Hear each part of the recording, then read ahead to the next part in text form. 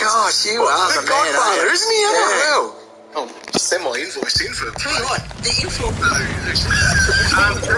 God, meanwhile, poor old me sitting down. I can't believe you're below cow. That's going to be a low point of view. And then the final news thing that we want to talk about is the fact that the match 10 starts using the official Premier match. The real ones? No. Well, so match between ones like another team? Yeah, it's actually against another team. So not just North Melbourne versus North Melbourne. Will anyone have a hat on that means you can't attack? I don't think so. Right. However, it could get a bit loose because some are going, let's do 6 quarters, which then they aren't really quarters. Because they don't. Anyway, so we've got those starting this week, and they'll all be on KO, so that's a handy thing to know. We haven't watched all these ones on the way through. Apologies, family. Thursday, Friday, so it's going to be the times and stuff for that. But it was pretty much the last of these intra-club games, so some more news. Let's go around the grounds and see what we picked up. So Port Adelaide had theirs on Friday, I think it was. Scotty Lyson, Cow, you've been hot on him. He was in the second team. I have not been hot on him. When you talk about rucks, Roy, there's not much of a list. You try to find some content, didn't you? I did, and I found a guy who was underpriced. The world, Lyson will be not the number one ruck this year.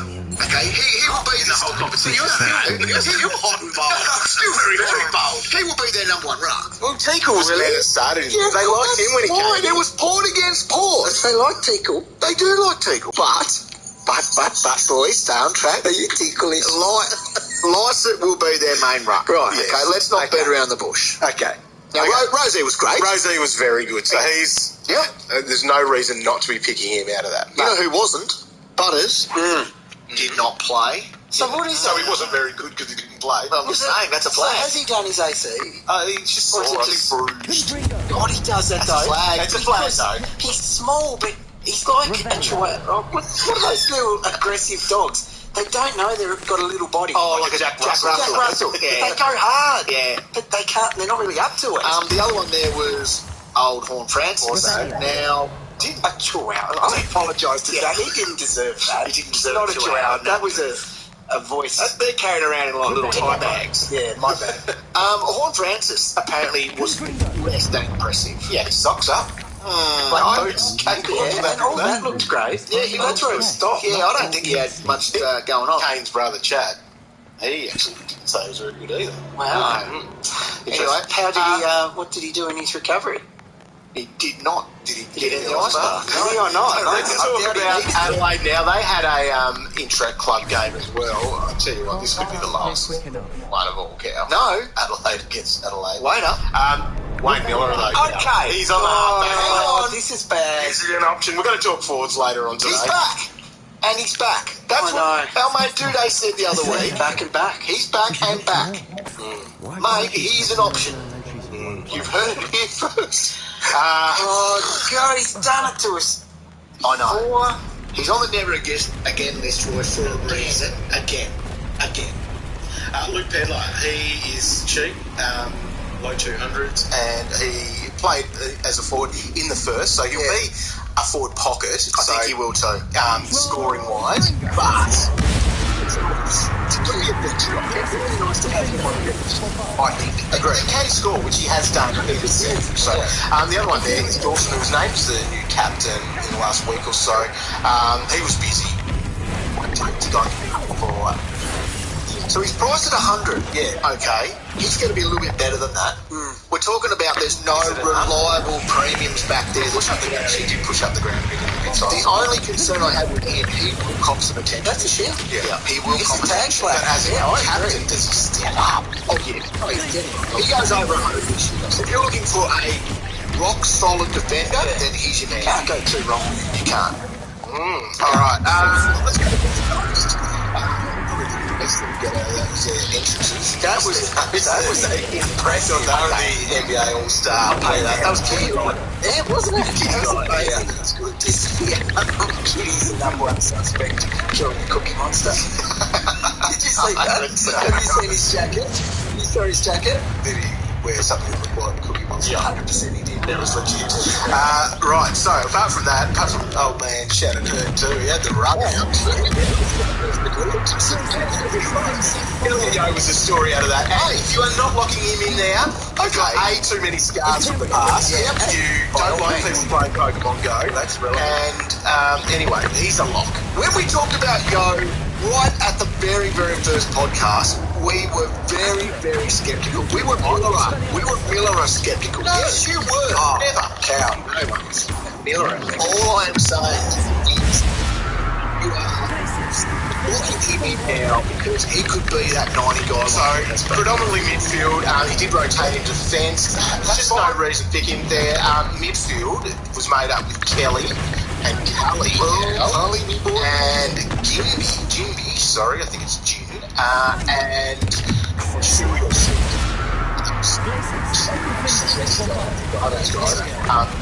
From what I did to him, so interesting one. Now, Jimmy, massive tick for him. I think he was a regular there in those 10 bounces. Now, Campbell Chesser, from the Ashes, yes, he's back into the ones, into the first. So he might be back in that round one contention for us. So that's like matches in games and the real cracking matches the week after. He did kick a couple of first half, so Noah Long's another one to keep an eye on as a mid-forward 200k. Just keep watching him if he's looking like a chance it could be another chippy for us to our Pine. Now, Elijah Hewitt, he did start in the beat, so it's not a good time. Now, across from them at Freo, Schmookie had a big day. Schmookie did both of these games. See, so wants both. He does. Wants both. Knows how to get it. Too right. Hard work. Now, not a lot to get out of it. Fife was forward, kicked his 3 goals, so that's what's going to be there. Now, Darcy didn't play, so Jackson was super dominant. So it might be one of those ones. If Darcy ever goes down, you could launch into Can't keep Jackson. A sick dog down, can you? You can launch into Jackson. Like, this is any point in the season, like we did last year when Max went down. Okay. Roy. Okay. You're hopeful of it, though. You say it with hope in your voice. He does. I'm just covering all bases. Now, Sarong was a standout. Brayshaw wasn't there because he was crook. He was out with illness. O'Meara was good, and he was in there with Brody at most centre bounce. So that was sort of their 3 main dudes at the centre bounce: Sarong, O'Meara, and Brody. People have been, especially Sarong fans, like we thought breakout was happening last year. Obviously, if it didn't happen last year, everyone still knows he's a gun, so they're thinking this year. But people that are talking like Brody's going to be the one that that opens up that opportunity in the midfield for increased CBAs for everyone, I think you're wrong. I think Brody, he's the real deal. Agreed. And I think they think he is the real deal. Yeah. I don't think you can assume that he's just getting pushed out. That's fair. Yeah, because, I mean, the hope for Sarong initially was that Mundy's out and Sarong just naturally takes that. But O'Meara takes that. Agreed. So, yeah, it's one to watch, and it's no sure thing for a significant breakout now, I don't think. For those with Matt Johnson on their watch list, he was in the B team. One to think about for your drafts as forward suck, Liam Henry. He was on a wing in a stronger team, so that was one that you might want to look at there. Just double check on Henry. Where is he? He is a mid-forward, 339. Gosh, jeez, that's cheap. There's just too many other options there, I think, to consider. 339. Anyway. You take him deep. We've done a draft. We know how thin the forwards get. Oh, yeah. If you're taking a punt on the last forward spot, maybe someone like that. Right, up at Gold Coast, a Took. Bit of hamstring, tightness, probably awareness. Awareness. He knew it was there. My faith around that opportunity. Now, across from them at Freo, Schmookie had a big day. Schmookie did both of these games. See? So wants both. He does. Wants both. Knows how to get it. Too right. Hard work. Now, not a lot to get out of it. Fife was forward, kicked his 3 goals, so that's what's going to be there. Now, Darcy didn't play, so Jackson was super dominant. So it might be one of those ones. If Darcy ever goes down, you could launch into... Can't keep Jackson. A sick dog down, can you? You can launch into Jackson. Like, this is any point in the season, like we did last year when Max went down. Okay. Roy. Okay. You're hopeful of it, though. You say it with hope in your voice. He does. I'm just covering all bases. Now, Sarong was a standout. Brayshaw wasn't there because he was crook. He was out with illness. O'Meara was good. and he was in there with Brody at most centre bounce. So that was sort of their three main dudes at centre bounce: Sarong, O'Meara, and Brody. People have been, especially Sarong fans, like we thought breakout was happening last year. We did. Obviously, if it didn't happen last year, everyone still knows he's a gun, so they're thinking this year. But people that are talking like Brody's going to be the one that that opens up that opportunity in the midfield for increased CBAs for everyone, I think you're wrong. I think Brody, he's the real deal, and I think they think he's the real deal. I don't think you can assume that he's just getting pushed out. That's fair. Yeah, because, I mean, the hope for Sarong initially was that Mundy's out, Sarong just naturally takes that, but O'Meara takes that. Agree. So, yeah, it's one to watch, and it's no sure thing for a significant breakout now, I don't think. For those with Matt Johnson on their watch list, he was in the B team. One to think about for your drafts as forwards suck, Liam Henry. He was on a wing in the stronger team, so that was one that you might want to look at there. I just double check on Henry. Where is he? He is in forward 339. Gosh, there's just too many other options there, I think, to consider. 339. Anyway, you take him deep. We've done a draft. We know how thin the forwards get. Oh, yeah. If you're taking a punt on a last forward spot, maybe someone like that. Right, up at Gold Coast, a Took, bit of hamstring, tightness, probably awareness. I knew it was there. My faith around some of these premium midfielders, Roy, is starting to dwindle. Is that enough for you just to put your line through him? Because he probably was never a lock for you. We've talked about the Gold Coast game style and how that may not suit him going that 115, 120 like he has done in the past. So little tightness is another little flag. Fiorini, he went into the A team off the back of that. He's the only person. Sam Flanders kicked 3 goals. I know the draft doctors will like that, but I don't think we're picking him. Now, Brisbane, Ashcroft, couple of goals. Now, stop it. We do throw around lock a lot, but that's a real lock. That's a proper lock. That's a throw away the key. You are loading it, and you're going, come here. So he will be my first picked in keeper because I finished on the bottom. Oh, you get him? Yeah, I get that. How exciting. I get that pick every year. That's awesome for you. Good. Definitely kicked 3 goals, but obviously with him and Ashcroft, they were in the guts. That's what that's looking like there. Darcy Wilmot was on a wing. Now, there's a few interesting parts out of that because we did see some team photo, the photo of the board. Wilmot was on a wing for that, and we did see that midfield of Ashcroft, Neal and Dunkley, so that will be pretty epic if that's going. A couple of those position change type things is Rayner heading into the back line, so it'd be interesting to see where McKenna fits. Like, I know he's someone that we consider as a back option because he's got a nice price, but yeah, that's going to be a big one. Emergency round one. It's a big problem. Do you know another one that I actually slid just onto my bench? Melbourne, Harry Sharp. Remember we started? Yes, he's so cheap, isn't he? Yeah, so he was in the ones team. So was he? Sharpie might be ready. Whoever's up there taking these photos of their board is elite sources. We love you. Now, Western Bulldogs. So we saw the tweet there from Mitch Cleary pretty much saying, McRae... This is how it goes. Rotating a half forward with Bont as well. That put blokes like Caleb Daniel in the guts, and Roy, you are Roy actually. I actually took a little sneak peek at your team that you want. Don't you tell anyone about it. You've got Caleb Daniel in it. Look, I'm not overly reactionary. However, I took McRae out and put Daniel in on the back of this one. Are we concerned about this? In Daniel. Are we concerned the fact that the Bulldogs are playing against the Bulldogs in a bit of sim here and McRae is rotating forward? So, obviously, when I tweeted out that that's enough for me to get McRae out of my team. I saw that. And I deserve the Roy Actionary that I got from that. However, can you just hear me out? I'm listening. We're hearing. I think McRae is underpriced, but he is still over 900.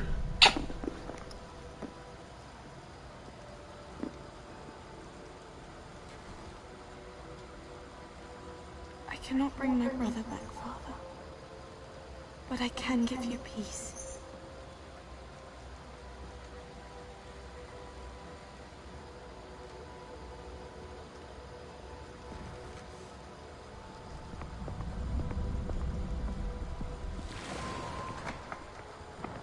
Please, have a seat. Isadora, we are all most intrigued to hear. We're ready.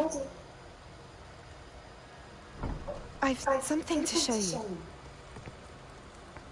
Father, these are my colleagues from Hogwarts. Father hasn't spoken since my brother died. On my travels, I confirm that which I've always believed. That we have the power to take away pain.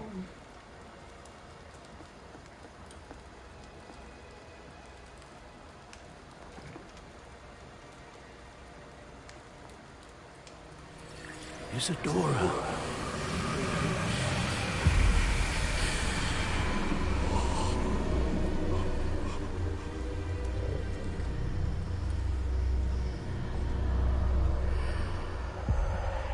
What have you done?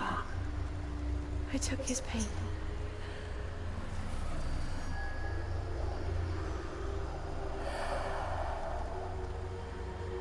Thank you.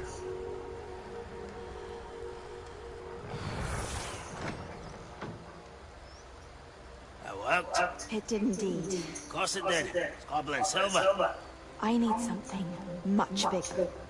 All right. It would help if you could tell me more about what it is you're storing.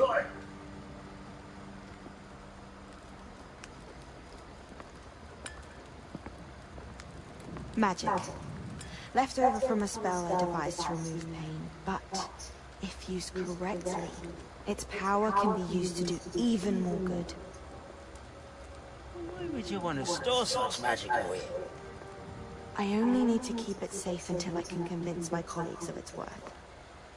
Magic like this unnerves them. Well, everyone's ready to wield such power. Perhaps not.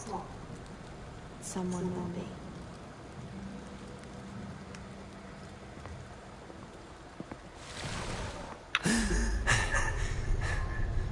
She took away the pain. I knew it. I knew there was a way to help Anne. Something isn't right, Sebastian. What do you mean? You saw what she did. No, not the memories, the portrait. I think the reason Isadora hasn't appeared is because she can't. I don't follow. We have seen that view before. The abandoned home in Feldcroft, the destroyed painting, it was her. So someone destroyed a bit of enchanted canvas, but we found the memory. Yes, you're right. We saw what she wanted us to see. We saw what she could do, what you can do. But I don't know how to do what Isadora did. Well, then you shall learn. The Keepers can teach you. I'm not sure that they would. The Keepers believe that removing someone's ability to feel pain, it's a highly complicated, unpredictable form of magic. One that should be wielded with great care. If at all. If at all? You've overcome all of their challenges. You've more than proven yourself. You can wield it. You have the ability.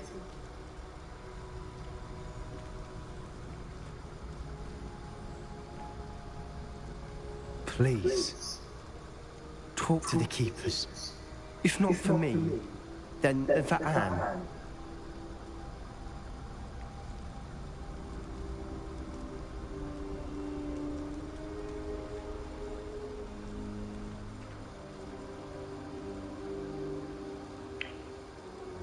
Why did the Keepers want to keep Isadora quiet?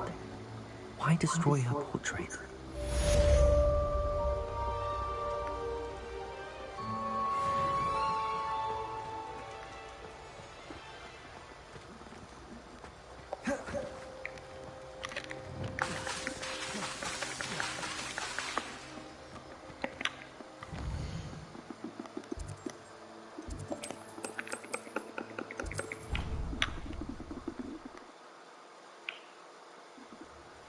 I found one of Ranrock's drills in a mine along the shore.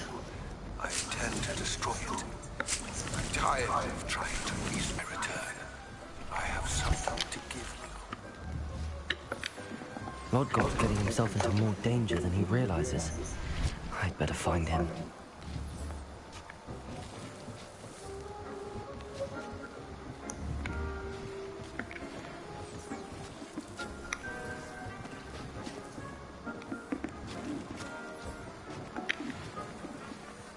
Has some exciting news to share.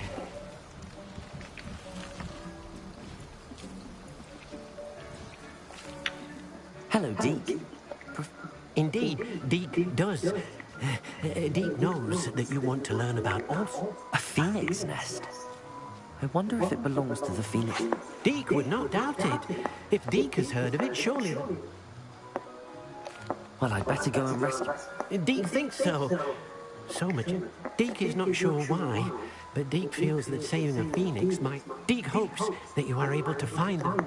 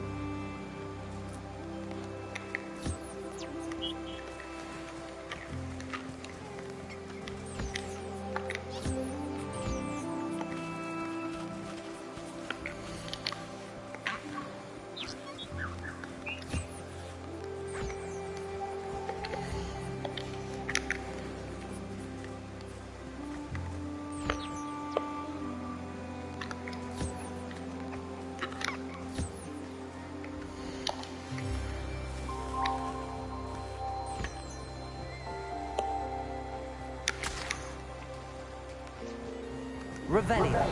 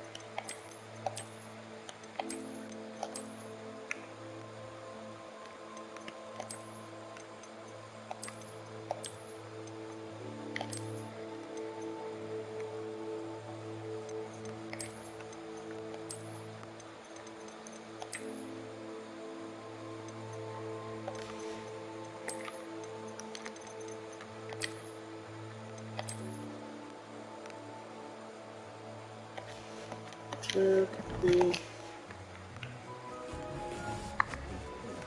should be proud of all the potions you brewed.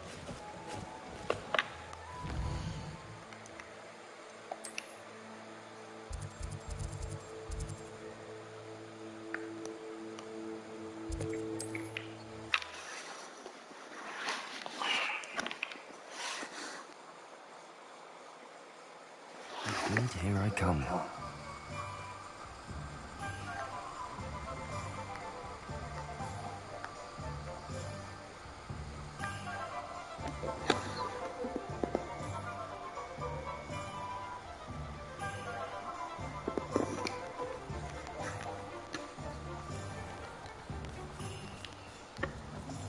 Being an officer of the law in a quiet town. Hello again. Wonderful to see you. As before, I've arranged a special price on the broom upgrade for you. You'll be thrilled with that broom, I promise you.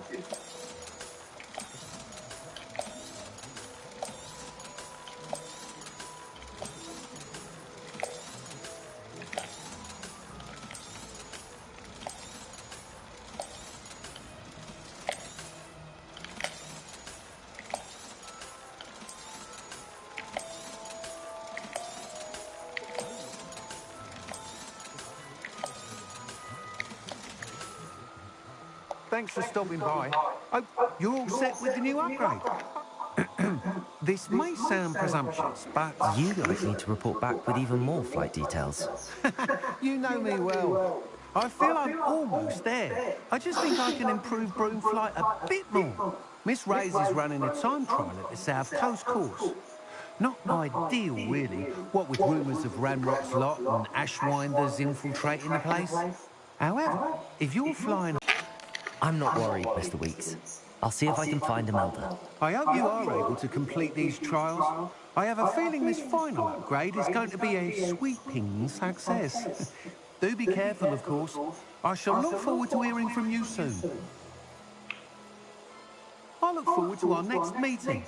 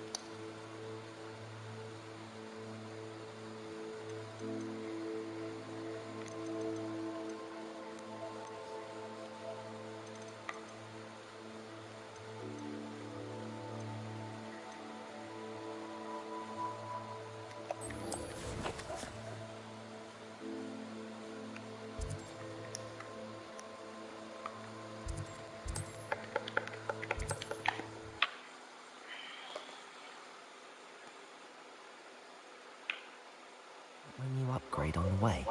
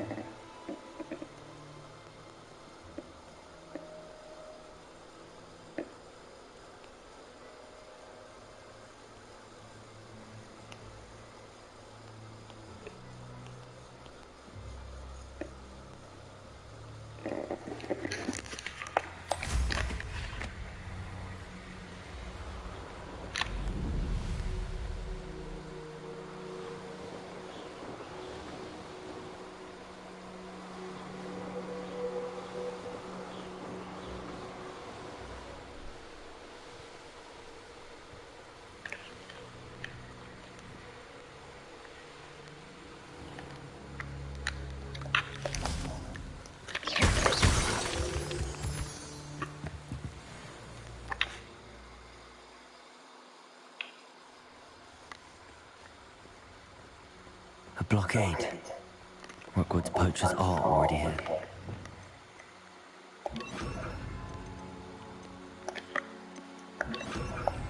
Default! Revelio.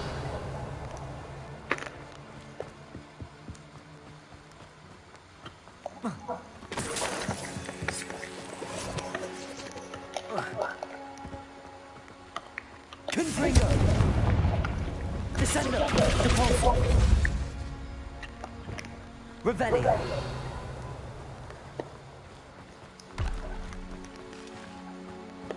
Could the Phoenix be in there? Confringo.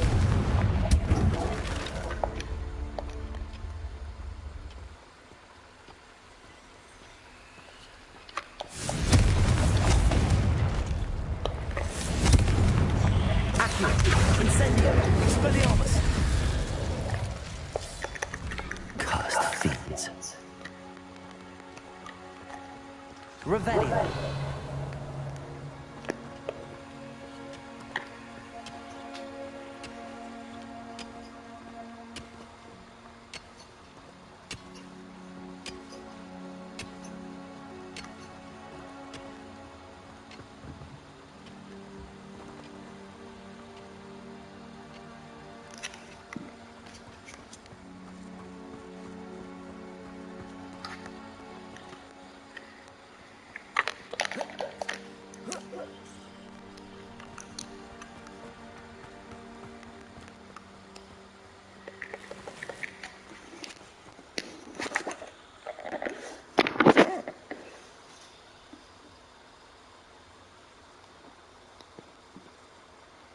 Isn't he? Yep. That's not a price tag you want to gamble with at all. You want solid as a rock stuff for that price. Now, what is your only fear with McRae not being solid as a rock?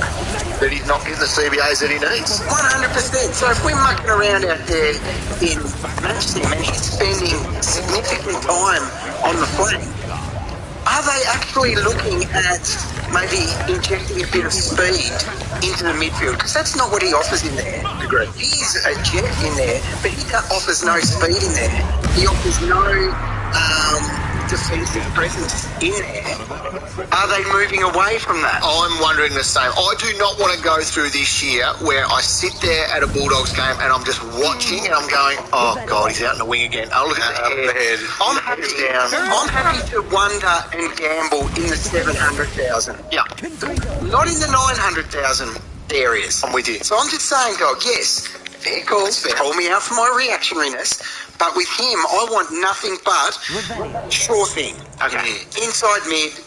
That's when they have their pracky game coming up, then if that is going to be McRae back in the guts, full time, no stuff around, then you can be reactionary back. Yes, you can. 100%. Now, McLean, he's a tick. Obviously not going to be in the guts the whole time or anything like that. He'll average 100. He averaged 100. It's got 100 in the final, dog. Remember his price at 400, basically. If he goes 70, it's a massive win. 100%. So, Yeah. Don't you think he's going to go 100 every week? Oh, of course he will. Asterisk. Starting there. Everything. There we go. Four. I think he's locked there. We'll talk about our forwards soon. Tim English. Hey, you know that. I did, and it hurt. I reckon. It sounded like You it. were dedicated. He was hampered injury again. He's had a couple. There's too much. There's too much there. We've hit it too much. For someone that we Footy probably... record's out. Yeah. If you're copping these things still, there's too much. Sorry, Dog, what were you saying? I was just going to say, because we've seen these couple of things now, and he's not someone that we were ever picking because of value as such. No. I don't think we can go there. I don't think you can. But there aren't anyone left except license. That's the problem. Hey, license. Rightio, and Collingwood. Mate, Jacob there, he was taking some good notes from things. Dacos, full-time midfielder and best on ground. What a surprise. That's just an everyday lock, isn't it? Mitchell and Adams were basically at every centre. So he's there now. And if you are looking for a bit of a cash cow from them, that Joe Richards, that kid that out of basically Ringarooma twos, he was good, might get around one berth. That good. Yeah, so have a look at that. Dog, you might be concerned that there's too many rookie options here. There's way too many. You might not start with premium. Oh boy. Saves the catch. Get himself a award. He loves it. And the last club game that we'll talk about, we've got a basic Everton. You were dedicated. He was hampered injury again. He's had a couple. There's too much. There's too much there. We've hit the too much. For someone that we footy probably... record's out.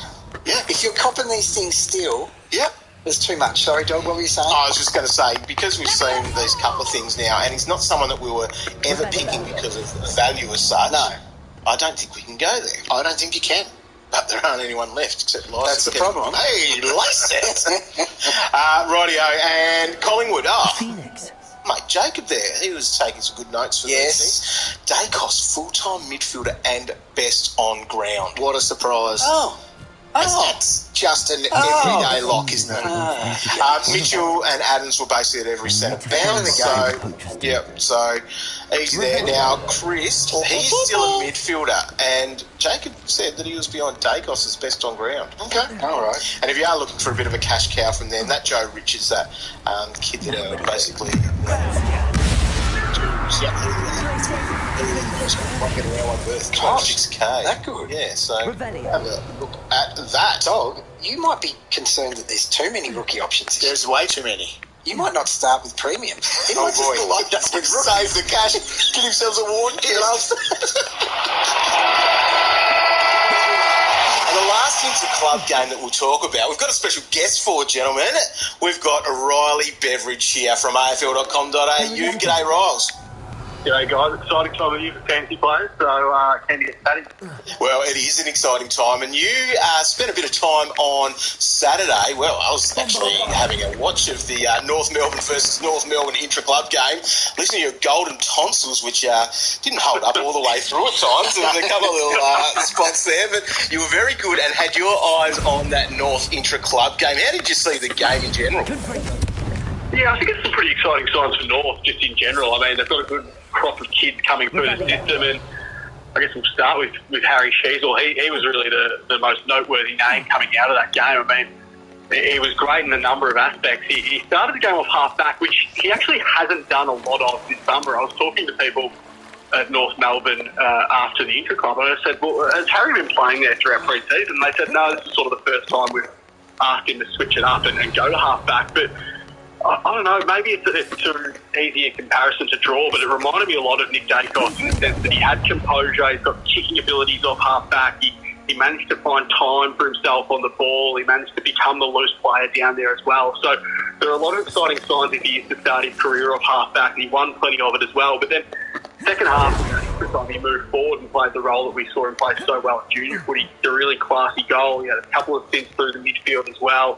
Probably didn't get his hands on the footy as much as he did when he was playing cross half-back, but good that he's got that versatility for North fans, because I reckon if there's a couple of games where he's not getting his hands on the footy in a half-forward role, they might just chuck him behind the ball and just say, look, take a bit of responsibility on your shoulders, get a few easy touches behind the footy and see how you go. So as for cash cows, I think one of the biggest things that we want to see is the playing a game. Do you think he's a lock for that round one team? Yeah, I do. I mean, he's been I've been down north a couple of times before that intra-club and watched their match team as well, and then he's been in the starting side. So the way North always structure their match teams at training is they do the probables against the possibles, and he's been in the probables team throughout the entirety of the summer, so I reckon he's a lock for round 1. Nice, good signs, good sign. That half-back roll, Roy, has been nice. Now, he's the second most popular kangaroo that's been selected in fantasy, behind Will Phillips at 270k as a midfielder. What was his role? Yeah, he was playing through the midfield, and he has throughout the entirety of the summer as well. So a really disappointing year for him last year. Obviously battled glandular fever throughout the season, couldn't get himself to full fitness in this point of game. So he really struggled last year with that, and you have to feel a bit sorry for him because he had a pretty exciting base campaign in the AFL system. But he's back to his best. He's put on a bit of size. He's playing through the midfield as well in a much stronger A team on Saturday. So he looks really good. I'm really confident that he'll have a good year. He's the number 3 pick in that 2020 draft, so he's obviously got talent. I think North Melbourne are really excited with what he's been able to produce this summer. I was talking to a couple of people afterwards, they reckon he's been one of the most exciting players this summer. So they think he's going to be good. The other player they got is the first round pick in that 2020 draft, Tom Powell. He's another interesting one to keep an eye on because he was probably best on ground, I thought. He's put on 8 kilos apparently this summer. He was absolutely massive in terms of his upper body strength. And he was just dominant. He won the footy well.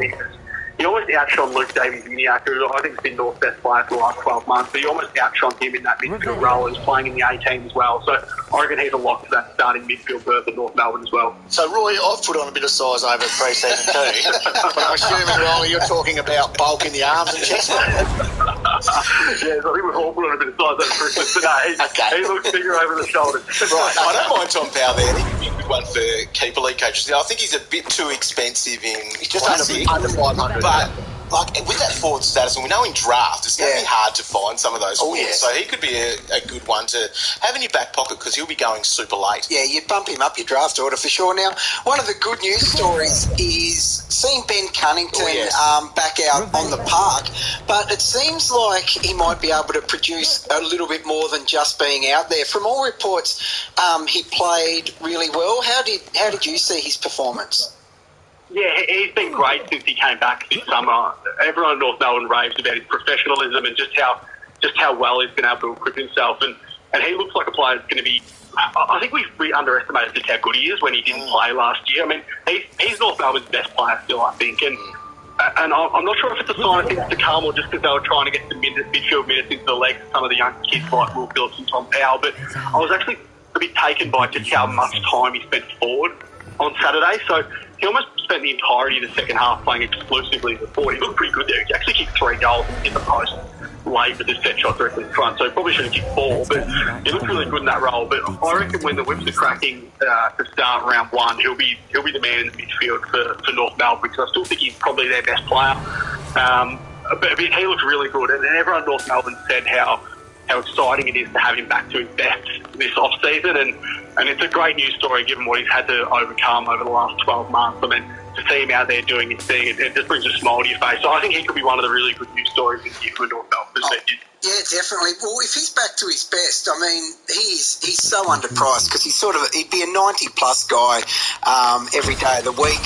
If you had to have a guess at percentages mid-forward, where do you think he'd be sitting come round 1? Oh, I still think he's probably going to play an overwhelming majority of his footy in the midfield. I mean, I think on the weekend they've got an abundance of really exciting young players, North Melbourne, who they want to get in the midfield. So Powell, Phillips, we know about Davies-Uniacke and Cynthia, and then you've got Cam Zerha had a couple of stints through the midfield at the weekend. Harry Sheasel had a couple of stints through the midfield. So I think they were just trying to get everyone to have a little bit of a run through the midfield, and that's why he went forward. But I mean, coaches will tell you that once the real stuff starts, you want your best players in the most important positions when it gets competitive, and Ben Cunnington's still North Melbourne's most important player. So I reckon he'll probably still play an 80-20 split there in terms of his midfield split. Yeah. Now, finally for North Melbourne, I'm locking in my keepers at the moment for my keeper league to work out which players I'm taking into next season. I've got Jack Zeeble there, and you don't often keep a bloke that's about 48 years of age in your side, but he's moved to half-back. Does that look real, and do you see that going for the rest of the season? You keep it close. Yeah, I do. That's a real 2021 Jack Zeeble role, I think. I mean, I know he played a bit of time forward last year, and sort of stuffed with everyone's AFL fantasy plans. But I think he's back in the back line this year and he's there to stay. And I know it's a big one for fantasy. He was taking the kick-ins. You have to keep an eye on that. He was taking all the kick-ins, so that's important. So, he looks like he's definitely down there to stay. And got a really solid, experienced back line with Luke McDonald going back there. And obviously Ben Mackay, Griffin Lyons, who was impressive on the weekend as well. So I reckon that's real. He'll be playing back line throughout the entirety of the season. I don't think we'll see Jack Seaton going forward anytime soon. So he actually averaged 40 points less last year than he did when he was a defender. Look, Riley, you'll vouch for this, though. They're not going to be just kicking it to him for the sake of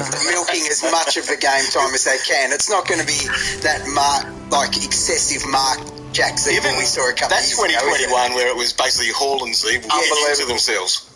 Well, I think the way North Melbourne are playing now under Clarko is probably a bit different. They're taking the game on a bit more. They're not trying to retain possession as much as they used to. So maybe it might affect his fantasy price. But, I mean, as a defender, he's so reliable. And as you mentioned, in the keeper league, when you might be able to get him with a late pick given his output last year, I mean, he's probably one to keep an eye on.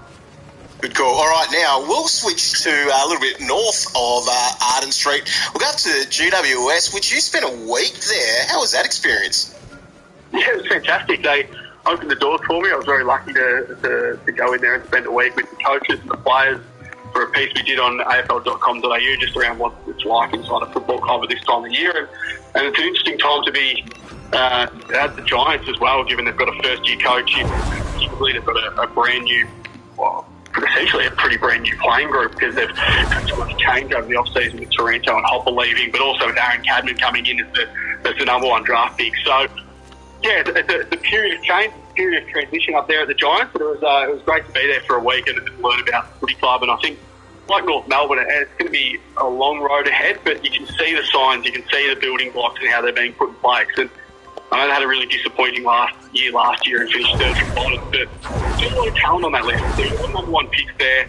Got a lot of A-graders. Toby Green obviously made the sole captain last week, but then when you throw in Josh Kelly and Lockie Whitfield, Stephen Canelio and these guys with the younger players they've got coming through, there's still a lot of talent on that list. So still pretty bullish about what they can achieve this year. So a lot of fantasy coaches have been looking at GWS with the new regime that it is. With Kingsley there, I think number one is the size of his pipes. That's one thing that is exciting fantasy coaches. But then how much of the Richmond game plan and game style he might be taking to the Giants, because their fantasy scoring wasn't great for us over the last few years at the Tigers. So how do you see that playing out, especially with our midfield guys? Yeah, I mean, I think the way that they're going to play is going to be very Richmond-centric, and that's because it's what Adam Kingsley knows. And they've also made a couple of subtle list changes over the off-season, which haven't really got the headlines as the bigger names, but that'll change the way they're able to play. So Toby Bedford's been one of the most impressive guys on the track throughout the entirety of the summer, coming from Melbourne, and just adds that fleet-footed, nippy, small forward, which they haven't had in the past. Brent Daniels coming back from a season where he didn't play in games because of injury.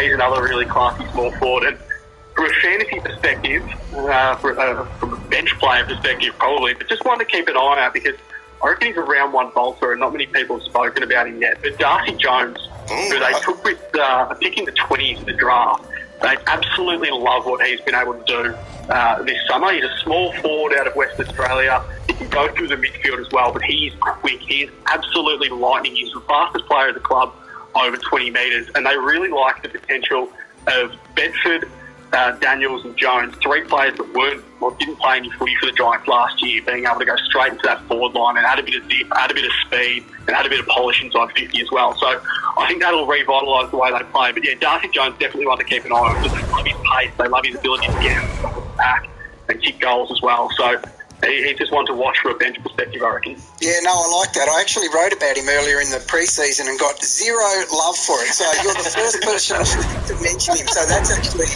that's really good to hear from my perspective. Well done, because I was questioning myself and my career. Yes. Okay. Tom Green, mate, you would have seen this awesome article pop up on AFL.com. Oh, yeah. .au earlier this week where I talked about the potential breakouts this year. He was number one. I ranked Tom Green number one. I just couldn't find a breakout box that he didn't tick. Now, what are your thoughts on him and his ability to take it to the next level, which would be that premium midfield status? Yeah, I love Tom Green. I'm his biggest fan, I reckon. I might have competition there now, but I absolutely love him. I reckon he's fantastic. And he dominated the match sim last week. I was speaking to a couple of people up there who watched that game, and they said he was the absolute standout of their match sim on Friday. I think it was about 38 degrees, but he stood head and shoulders above the rest. I reckon with Taranto and Hopper gone, he gets so much more time in that midfield group. I actually spoke to him for an article that we did last Friday on afl.com.au as well, and he was just saying that he didn't want Taranto and Hopper to leave, but he goes, I'd be silly if I wasn't looking at it thinking to myself, yeah, they're my midfield minutes now, I can take them. So I reckon he's going to be the number one midfielder of the Giants this year. I reckon he's got the potential and the ability to go past Tim Callahan, who have been the two really impressive ones on the track this summer. So Finn's coming back from a couple of injuries that plagued his first campaign in the AFL system last year, but they're really excited by what both of them can do. They've both had a bit of a point of difference in that Giants midfield as well. They're a bit taller.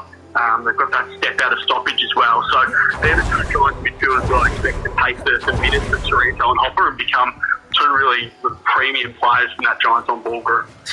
Now, midfield minutes are a huge thing at the Giants. Obviously, you've spoken about the two big dogs that left that midfield unit.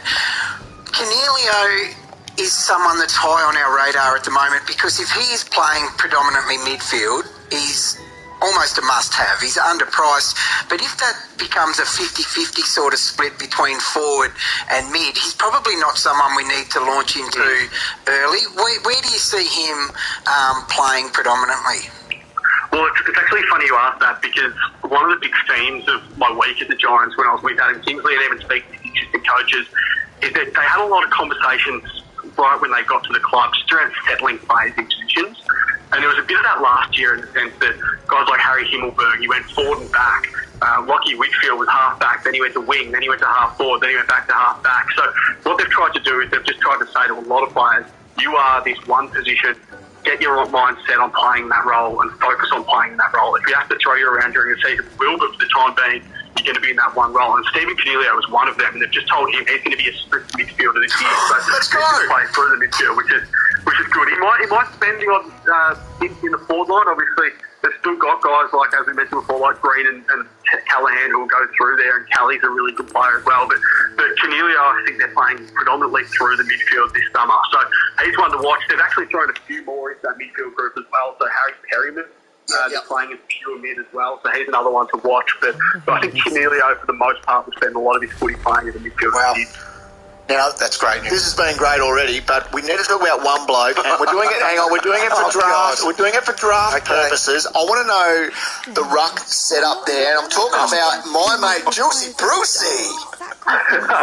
Well, it's funny because when I was up there, which was probably about a month ago now, they actually had no fit ruck. No, but I was honest about how they were doing it. So Bruce was managing a bit of a back injury, which was a bit worrying at the time. But yeah, I think they're going to have a real sort of headache there in the sense that they like what Matt Flynn can do as well, going through there. So there's a couple of different options for them. Kieran Briggs is another one who can go through there. So and Lockie Keefe was doing a lot of the ruck work when I was up there, simply because of the fact they didn't really have many other options. So the Giants ruck division is a hard one to get your head around, so I think it could chop and change a lot throughout the year. So, it's one to watch. I wouldn't be locking in one certain player at any particular time right now. So, sound the alarm, Gal. Right. You've answered definitively the Giants coaching staff have a headache with their rucks as well, because Brucey has been he was a big headache for us last year, getting injured, getting suspended, injuring our players. So Brucey hurt his back and he injured the other two. They had no rucks. Unbelievable things. And finally, Riley, Harry Himmelberg, we all heard last week, he's definitely going to be a forward because as a defender, he was racking up big scores. I think he had a 160 for us last year when he was just plucking off those marks in the back half. So we're expecting him to play up front. Yeah, he's been playing the whole summer as a forward, but I can give a hint of optimism here, I think, maybe. Just a hint. But every single time I spoke to Adam Kingsley or one of the assistant coaches while I was up there, and I'm not sure if you've heard it since, but since Adam Kingsley's been doing a bit of media down here in Victoria as well, every single time he's asked about Himmelberg, he's kept it alive. If we need him down back, he'll go down back. So he's playing as a forward now. I reckon, and this is just a hunch of mine, but I think what they've done is they've thrown him forward purely so there's a bit of less pressure on Aaron Cadman to play immediately in round one, their number one pick. So I think they've thought to themselves, right, we've got Jesse Hogan, who we like, Dave Riccardi's there, who we like. Let's get Himmelberg forward just so there's not as much pressure on Cadman to play straight away. And even if Cadman does play straight away, it's not a bustle for him. He's not going to have the best defender on him every week. So I think that's what they've done. But either if Cadman hits the ground running or if they take it easy with him and Hogan and Riccardi are playing really good footy, I think there's still the option for them to throw Himmelberg into the back line.